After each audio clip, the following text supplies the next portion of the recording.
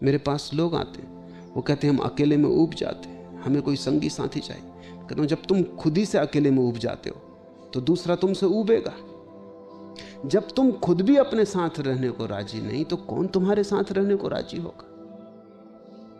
और वो दूसरा भी अपने से ऊबा हुआ होगा, तभी तो तुम्हारी तलाश में आ रहा है। तो दो ऊबे हुए आदमी जब मिलते हैं तो तुम सोच सकते हो क्या परिणाम होगा, जो हर विवाह में हो जाता है।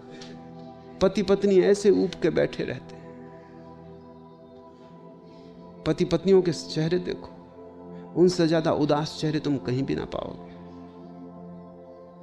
अगर तुम पुरुष को जरा प्रसन्न देखो तो समझना कि पत्नी उसकी नहीं है जो पास बैठी, किसी और की होगी।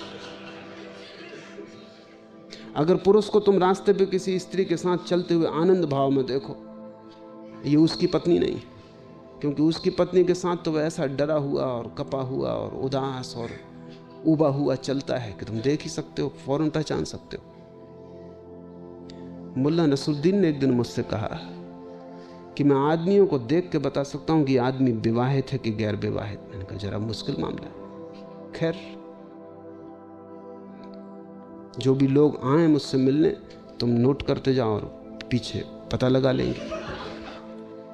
उसने नोट किया और उसने बिल्कुल ठीक ठीक बता दिया। मैं थोड़ा हैरान हुआ कि तरकीब क्या है तेरी। उसने कहा तरकीब ये है, जो आदमी शादीशुदा है वो बाहर पड़े हुए बिछावन पे पैर पहुंचता है, जो गैर शादीशुदा है वो सीधा चला आता है।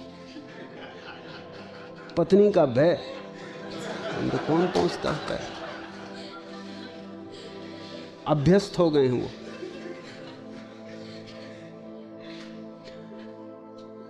जीवन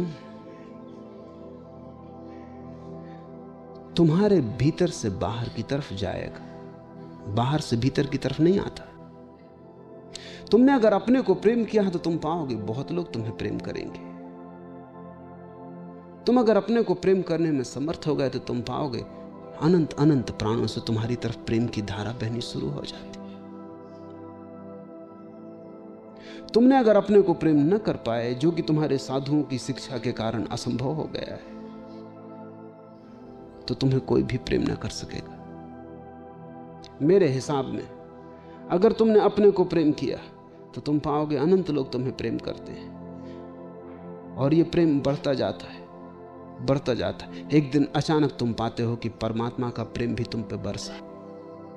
तुम योग्य होते जाते हो, तुम इतने योग्य होते जाते हो, तुम अपने आप में इतने पूरे होते जाते हो कि वही प्रेम की पूर्णता एक दिन तुम्हारे ऊपर परमात्मा की वर्षा बनेगी।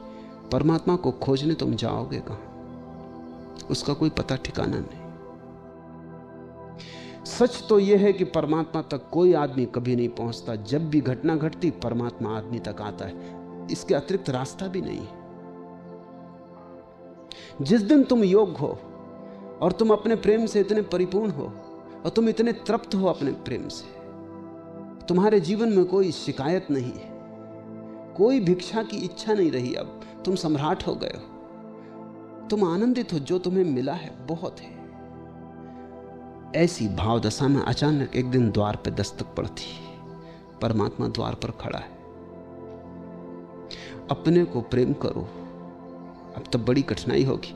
जैसे जैसे तुम अपने को प्रेम करोगे तुम अपने को बदलने भी लगोगे, क्योंकि प्रेम के योग्य भी तो बनाना होगा। एक बार तुम्हें यह ख्याल आ जाएगा अपने को प्रेम करना है तो तुम्हें बहुत सी क्षुद्रताएं दिखाई पड़ने लगेंगी जो कि प्रेम ना करने देंगी। उन क्षुद्रताओं को तुम्हें छोड़ देना होगा, वो तुम्हारी समझ से छूट जाएंगी। अगर तुम्हें अपने को प्रेम करना है तो प्रेम पात्र के योग्य भी तो बनना होगा। तब तुम पाओगे कि बहुत सी क्षुद्रताएं असंभव हो गई, क्योंकि कैसे तुम कर सकते हो वे क्षुद्रताएं? अगर करोगे तो निंदा शुरू हो जाती। अगर तुमने जरा सी बात में क्रोध किया तो तुम खुद आत्मनिंदित हो जाओगे कि ये क्या क्षुद्रता है, ये क्या उथलापन है। जरा सी बात में और गर्म हो गया, इतनी भी शीतलता न थी कि इतनी सी बात को सह जाता। तुम अचानक पाओगे कि अगर अपने को प्रेम करना है तो क्रोध धीरे धीरे छूटेगा। अगर अपने को प्रेम करना है घृणा धीरे धीरे गिरेगी, नहीं तो तुम प्रेम ना कर पाओगे। जब अपने को प्रेम करना है तो अपने को तैयार भी करना होगा। तुम धीरे धीरे अपने को निखारने में लग जाओगे।